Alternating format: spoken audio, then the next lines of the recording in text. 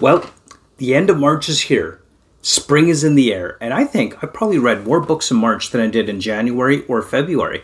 So let's talk about it. This is my March wrap up that's coming up here on Drew's Book Reviews.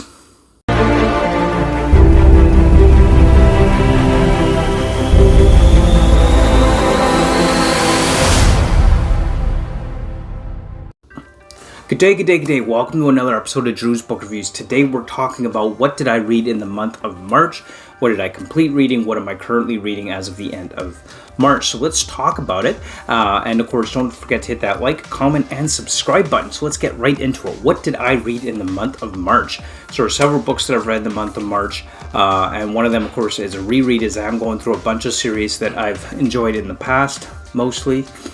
And just finishing up some that I will probably not get back to at any point ever again.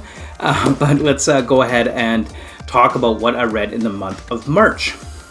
The first book that I actually read, and again, this is not all these titles are necessarily the order I read them, but am going to start with the first book that I read and completed in the month of March, was from my Classic Tales of Science Fiction and Fantasy book, and it was Journey to the Center of the Earth by Jules Verne. So Journey to the Center of the Earth is a adventure of sorts. So basically, this scientist who goes on this crazy quest to delve deep down into a volcano and journey to the center of the Earth, and what he discovers in this epic journey through the Earth into the very core of the world as we know it.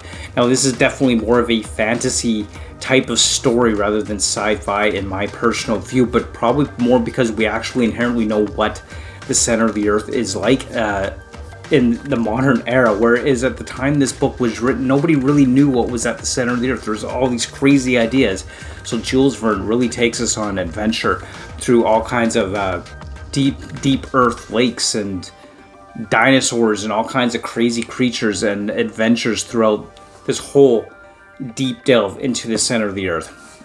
Like a lot of other written books at its time, the writing is definitely not a character-driven but plot-driven storyline.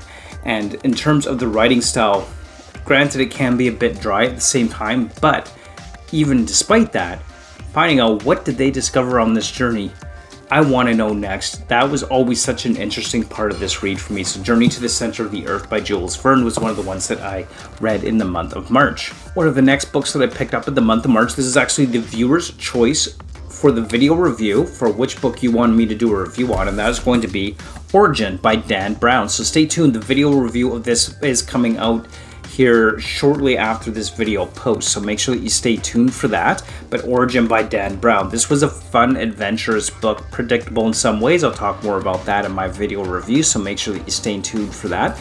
This is, I think, the third Dan Brown or fourth Dan Brown book that I've read. So I've read, what have I read by Dan Brown? Da Vinci Code, Angels and Demons was another one. Descent or something like that. I can't even remember the name of it. It was one of the first videos I ever did on this channel, actually.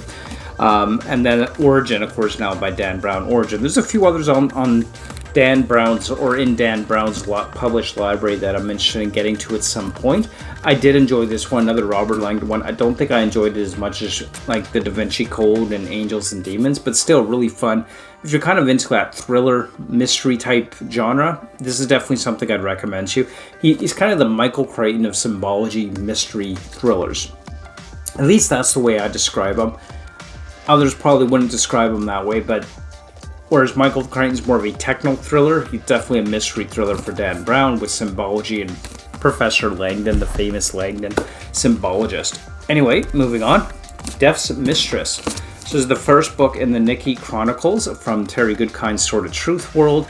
I'm actually kind of enjoying this more in the main Sword of Truth books, but again, kind of hovering around that 3-star at most review level.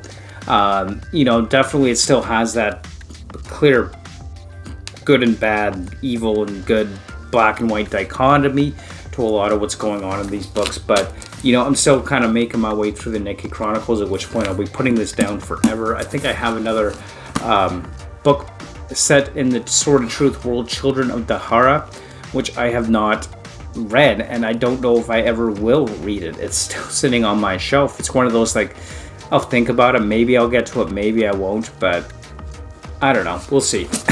Anyway, Death's Mistress by Terry Goodkind. First in the Nikki Chronicles. I completed that here in the month of March. Another one was a pleasant surprise, actually. I thought Ember in the Ashes, right here, Ember in the Ashes. I thought this one would actually be more of like a 3-ish star review from what I knew of it. I didn't expect it to be a like over, I think I marked it 4.5, I think.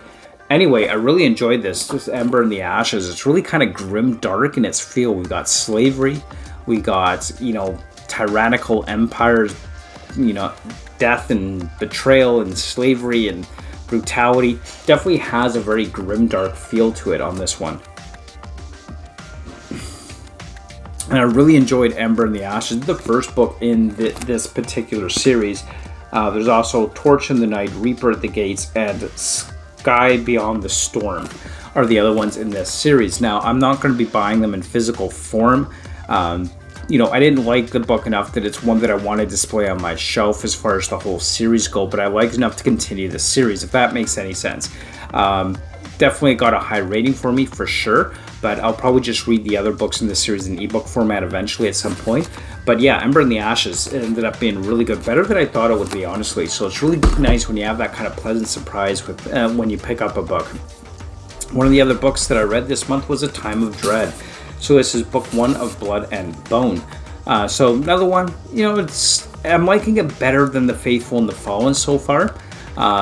And I am enjoying the plot of, this, of Drem, who was raised beyond the banished lands, so to speak, to protect him from all the horrors of what's going on with the Ben Elam and the Condosham, angels and demons at war, and taking control of the lands kind of thing. And what he discovers the truth about his father, where his father came from when the war finally catches up to him and he can no longer avoid it. And he's pulled into this conflict between the Ben Elam and the Condosham. So this was an enjoyable read, and I'm really looking forward to continuing the series, which I've actually done here in the month of March so far, as I have continued the series, which brings us to what am I currently reading at the tail end of March. So in terms of what I'm reading right now at the tail end of March, I'm currently reading A Time of Blood. So this is the second book in Blood and Bone, picking up where A Time of Dread left off. So far I'm only not quite halfway through it yet, but definitely I'm enjoying is the politics and the evolution of this story, particularly what's going on with the Ben Elam and what's the fractures in their society as they're trying to control the lands and their control of the people that they're overruling, as well as the Condosham, or the demons or dark angels, so to speak, in this world. So I'm really kind of enjoying that development side of this story with the A Time of Blood. And I'm looking forward to finishing off this book and continuing with the rest of this. So far, I'd have to say that John Gwynne is definitely becoming one of my favorite fantasy authors, just in terms of the world and the setting and the characters coming through within these stories of his. So I really hope that he continues to write and continues to write in this world even. I know there's some other books of his on my shelf I haven't gotten to yet. See how long it takes me to get to those. And the other one that I'm still working on through Audible reread with that immersive reading style is going to be Shroud of Eternity by Terry Goodkind. So this is the second book in the Nikki Chronicles. There's just 2 more after this. And then after that, I'm going to be moving on to my Dune reread, which I'm really looking forward to. Kind of wish I'd done the Dune reread, honestly, before the movies came out, but that's a whole nother issue. Anyway, I'll probably be doing some videos on Dune, maybe when I'm doing my reread. We'll see. Anyway, getting back to this, Shroud of Eternity by Terry Goodkind, second book in the Nikki Chronicles. So Wizard Nathan is looking for his magic once again after the star shift that ended at the end of the Sword of Truth series. Again, fantastic world. I just wish there wasn't so much in the way of ideology and the way it's presented within these books. It's kind of a love-hate relationship at this point. Anyway, I've talked enough about that. That's what I read in the month of March. I would love to hear from you. What did you read in the month of March? How'd your monthly reading go? I'd love to hear from you. Make sure you comment down below. Of course, you could join us over on the Dragon's Den Discord. We'd love to have you over there. So be sure to join us over there. And I do want to thank you very much for tuning in, watching these videos, being a subscriber. I really appreciate it. And as always, thank you so much for watching. And until next time, keep on reading. Bye.